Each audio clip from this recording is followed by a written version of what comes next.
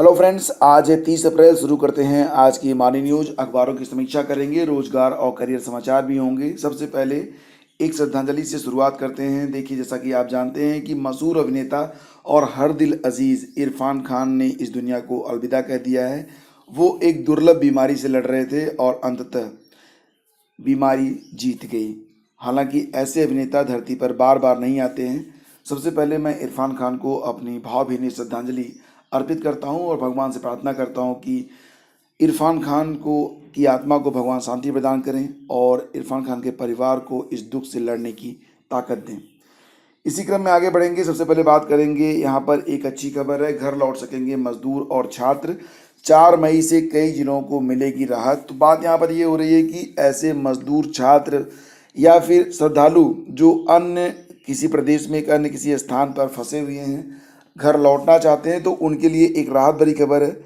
उनको घर आने का मौका जल्दी मिलेगा। तो देश में 35 दिन से लॉकडाउन जारी है। अभी 3 मई के बाद लॉकडाउन खुलेगा या नहीं खुलेगा, इस पर भी मंथन चल रहा है। लेकिन इसी बीच एक अच्छी खबर आई है उन सभी लोगों के लिए जो लोग घर वापसी करना चाहते हैं, घर लौटना चाहते हैं। तो दोस्तों, यहाँ पर देखिए, स्वयं आने जाने की अनुमति नहीं होगी। इसके लिए एक नोडल एजेंसी काम करेगी हर राज्य में, और नोडल एजेंसी के द्वारा ही आपको सूचना मिलेगी कि आपकी बस आपको कब मिलेगी। सबसे पहले तो एक चेकअप होगा कि आप कितने फिट हैं। जो लोग फिट रहेंगे वही लोग मूव कर पाएंगे। जो लोग बीमार हैं उनको इलाज उनका किया जाएगा, उनको आने जाने की अनुमति नहीं होगी। केंद्रीय गृह मंत्रालय ने राज्यों और केंद्र शासित प्रदेशों को नोडल एजेंसी बनाकर फंसे लोगों को गंतव्य तक पहुंचाने का निर्देश दिया है। लोगों को खुद आवाजाही की अनुमति नहीं है। सभी को राज्य सरकार बसों से उनके घरों तक पहुंचाएगी और राज्य सरकार एक मानक तैयार करेंगे जिससे लोगों को एक से दूसरे राज्य में जाने में कोई बाधा ना आए। तो देखिए, यहाँ पर कोशिश ये की जा रही है कि जो लोग स्वस्थ हैं बस वही लोग जाएं और पूरी एहतियात बरती जाएगी ताकि संक्रमण का फैलाव ना हो और स्वस्थ लोग जो हैं वो आवाजाही कर सकें। तो यहाँ पर देखिए, आपके मोबाइल फ़ोन में अगर आरोग्य सेतु ऐप नहीं है तो इसे आपको डाउनलोड करना होगा ताकि यात्रा के दौरान भी वे अपनी स्थिति का पता लगा सकें। जिन राज्यों में आवाजाही होनी है वे तालमेल बिठाएंगे। समूह यात्रा के लिए राज्यों की एजेंसियां मंजूरी दे सकती हैं। इसमें सामाजिक दूरी और स्वास्थ्य एहतियात का ख्याल रखा जाएगा। रास्ते में पड़ने वाले राज्य लोगों को सुविधाएं मुहैया कराएंगे। गंतव्य पहुंचने पर यात्रियों की फिर स्क्रीनिंग होगी और स्वास्थ्य सुविधा मुहैया कराई जाएगी। उन्हें क्वारंटीन करने का जिम्मा भी राज्यों का होगा। तो जिस जैसी स्थिति बनेगी उस प्रकार से क्वारंटीन किया जाएगा, मेडिकल जांच की जाएगी, तमाम चीज़ें हैं। तो फिलहाल अगर आप भी कहीं पर फंसे हुए हैं, घर लौटना चाहते हैं, थोड़ा सा इंतजार करें, जल्दी आप तक सूचना पहुंचेगी कि कैसे आप पहुंच पाएंगे अपने घर तक। ठीक है, तो इसके लिए आपको प्रयास नहीं करना है, बस आपको सोशल मीडिया न्यूज़पेपर और टीवी वगैरह पर आपको देखते रहना है। सोशल मीडिया पर भी कुछ लोग सही खबरें प्रसारित करते हैं, लेकिन ज़्यादातर लोग सोशल मीडिया पर अफवाहें फैलाते हैं। तो आपको वहाँ पर तो सावधान रहने की ही ज़रूरत होगी। और यहाँ पर देखेंगे तो पंजाब ने 2 हफ्ते और बढ़ाया कर्फ्यू, यानी कि मुख्यमंत्री कैप्टन अमरिंदर सिंह ने कर्फ्यू अवधि 2 हफ्ते और बढ़ाने का ऐलान किया है। राज्य में कर्फ्यू लॉकडाउन 17 मई तक रहेगा। इसमें बृहस्पतिवार से रोज़ सुबह 7 से 11 बजे तक कुछ छूट मिलेगी। तो ये सारी खबरें हैं और इसी क्रम में आगे बढ़ते हैं, चलते हैं अगली खबर पर।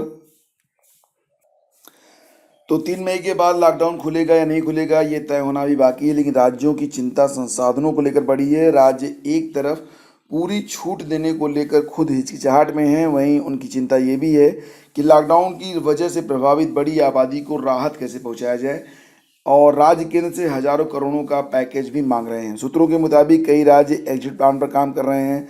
पंजाब ने एग्जिट प्लान के लिए एक कमेटी बनाई है। कमेटी ने कई तरह के सुझाव राज्य सरकार को दिए हैं। राज्य सरकार की कमेटी ने कहा है कि पीडीएस सिस्टम को 6 महीने के लिए यूनिवर्सल बना दिया जाए, यानी कि जिनके पास राशन कार्ड नहीं है उन्हें भी राशन की सुविधा मिले। इसके लिए केंद्र सरकार से सहायता मांगी गई है। ये मांग भी की गई है कि पीडीएस के तहत प्रति व्यक्ति आवंटन 50% बढ़ाते हुए गर्भवती महिलाओं और बच्चों के पोषाहार को भी इसमें शामिल किया जाए। कुछ राज्यों में मिड डे मील बच्चों के घर पर उपलब्ध कराने का सुझाव दिया गया है। जिन्हें मनरेगा में काम नहीं मिल रहा है उन्हें बेरोजगारी भत्ता देने की मांग की आई है। आंध्र प्रदेश और तेलंगाना में केंद्रीय योजनाओं के तहत घर पर राशन, पोषाहार, डिलीवरी को लेकर कई सुझाव दिए गए हैं। कई राज्यों ने कहा है कि जैसे जैसे ज़्यादा गतिविधियों को इजाज़त दी जाएगी, टेस्टिंग बढ़ाने की ज़रूरत होगी और इसके लिए राज्यों को ज़्यादा संख्या में किट उपलब्ध कराई जानी चाहिए। तो ये सारी समस्याएं हैं दोस्तों, जहां पर राज्य सरकार केंद्र सरकार काफ़ी काम कर रहे हैं और ये एक चिंता का विषय उनके लिए लगातार बना हुआ है। हालांकि मैं ये देखता हूँ कि अभी भी भारतीय जो हैं वो कोरोना से उतने डरे हुए नहीं हैं, उन्हें बस पुलिस से ही डर लगता है। तो यहाँ पर कोरोना से डरने की आपको आवश्यकता है दोस्तों, क्योंकि एक बार अगर आप कोरोना पॉजिटिव हो गए तो आपका पूरा परिवार भी खतरे में आएगा, पूरा समाज भी खतरे में आ जाएगा। तो आपको बच के रहना है, आपको सावधान रहना है। ये वाकई एक इलाज बीमारी है जिसका कोई इलाज नहीं है।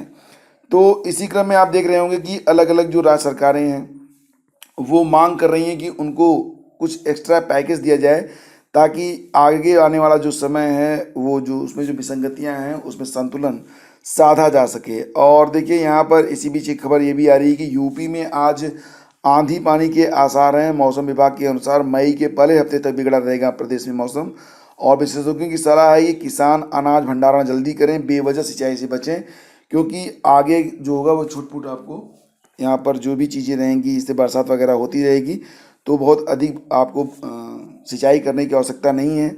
और दोस्तों इसी क्रम में ये भी आप जानते होंगे कि 7 से 8 मई तक प्रदेश के विभिन्न अंचलों में आंधी पानी का सिलसिला रुक रुक कर जारी रहने के आसार हैं। मौसम विभाग ने गुरुवार को पूरे प्रदेश में तेज आंधी और गरज चमक के साथ बारिश होने की चेतावनी जारी की है।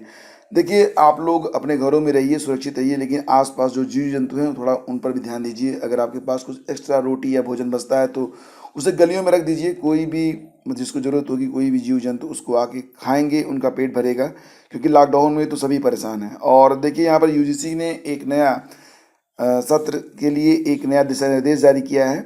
अब 3 के बजाय 2 घंटे की होगी परीक्षा। एमफिल पीएचडी में 6 माह का विस्तार दिया गया है। और यहाँ पर मंत्रालय ने साफ किया है कि निर्देश महज सुझाव हैं, विश्वविद्यालयों को अपने क्षेत्रों में संकट की समीक्षा के बाद फैसला लेना चाहिए। और नए निर्देशों के अनुसार पहले और दूसरे वर्ष के छात्रों को पिछले सेमेस्टर के 50% अंक और आंतरिक मूल्यांकन के 50% अंक के आधार पर ग्रेड मिलेंगे। जिन शहरों में हालात ठीक है वहाँ पहले और दूसरे वर्ष के छात्रों की परीक्षाएं जुलाई में करवाई जाएंगी। 5 के बजाय सप्ताह में 6 दिन का पैटर्न अपनाएं और लॉकडाउन के दौरान सभी छात्रों और शोध छात्रों को उपस्थित माना जाए। तो देखिए यहाँ पर विश्वविद्यालयों की जो परीक्षाएं हैं अब उन्हें जुलाई में कराने के बारे में बात कही जा रही है। और जो प्रस्तावित शैक्षणिक कैलेंडर है उस पर भी एक नज़र डाल लेते हैं। तो जो नई प्रवेश प्रक्रिया शुरू होगी उसके बारे में कहा जा रहा है कि 1 अगस्त से 31 अगस्त तक एंट्रेंस होगा। सेकेंड और थर्ड ईयर की जो परीक्षाएं होंगी, कक्षाएं चलेंगी, वो 1 अगस्त से शुरू होंगी और नई कक्षाएं शुरू होंगी वो 1 सितंबर से होंगी।